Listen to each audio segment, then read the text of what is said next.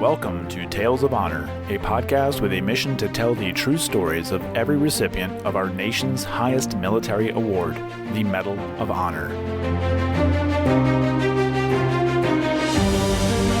Hello everyone, and welcome to today's episode of Tales of Honor podcast. This is episode number 536, and if you've been waiting to see what new conflict we're going to go over for the next, now it's going to be just a little over a month, we're going to continue on with the Vietnam War. I did recent recipients, and I figured most of them were Vietnam War, so why not just continue on with the Vietnam War recipients? So the rest of this month and all of August will be Vietnam War recipients. And before we get into today's story, I have two birthdays to go over today, and they will be on both of them are actually going to be on the 29th of July. We'll go age before beauty here. We'll go with Mr. Leroy Petrie. Leroy is a former U.S. Army Master Sergeant that earned the Medal of Honor for his actions in the war in Afghanistan. His birthday is July 29th, 1979, so he will be turning the beautiful age of 43 years old. Next up is Mr. J. Vargas, who is a former Marine Corps colonel who earned the Medal of Honor for his actions during the Vietnam War. His birthday is July 29th, 1938, so he'll be turning the beautiful age of 84 years old. So a very happy birthday to Mr. Petrie and Mr. Vargas on Friday. Those are all the birthdays I have for today. Oh, I do have Leroy's story. Since I've covered him already, I have his story linked in the show notes, so you can go over and check that out. And that's all I have for today, so let's jump right on into today's Tale of Honor. Kenneth was born on the 18th of September, 1944, in Neenah, Wisconsin. He played minor league baseball in his hometown of Menasha and jokingly told his mother to wake him if a draft letter came in the mail. Kenneth woke to his mother handing him a draft letter, but not from a baseball team. Instead, it was from the local Selective Service Board. He was either 20 or 21 years old when he was drafted into the U.S. Army in 1965. Depends on the date in September, and it was during his first deployment with 1st Battalion, 35th Infantry, 25th Infantry Division in support of the Vietnam War that he would display actions that would earn him the Medal of Honor. The citation reads, "For conspicuous gallantry and intrepidity in action at the risk of his life above and beyond the call of duty, Staff Sergeant Stumpf distinguished himself while serving as a squad leader of the 3rd Platoon, Company C, on a search and destroy mission.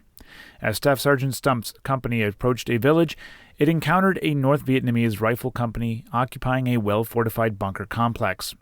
During the initial contact, 3 men from his squad fell wounded in front of a hostile machine gun emplacement. The enemy's heavy volume of fire prevented the unit from moving to the aid of the injured men, but Staff Sergeant Stumpf left his secured position in a deep trench and ran through the barrage of incoming rounds to reach his wounded comrades. He picked up one of the men and carried him back to the safety of the trench. Twice more, Staff Sergeant Stumpf dashed forward while the enemy turned automatic weapons and machine guns upon him, yet he managed to rescue the remaining 2 wounded squad members. He then organized his squad and led an assault against several enemy bunkers from which continuously heavy fire was being received.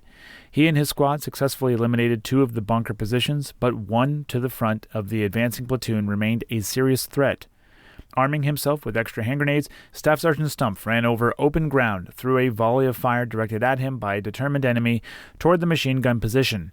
As he reached the bunker, he threw a hand grenade through the aperture. It was immediately returned by the occupants, forcing Staff Sergeant Stumpf to take cover. Undaunted, he pulled the pins on 2 more grenades, held them for a few seconds after activation, then hurled them into the position, this time successfully destroying the emplacement. With the elimination of this key position, his unit was able to assault and overrun the enemy.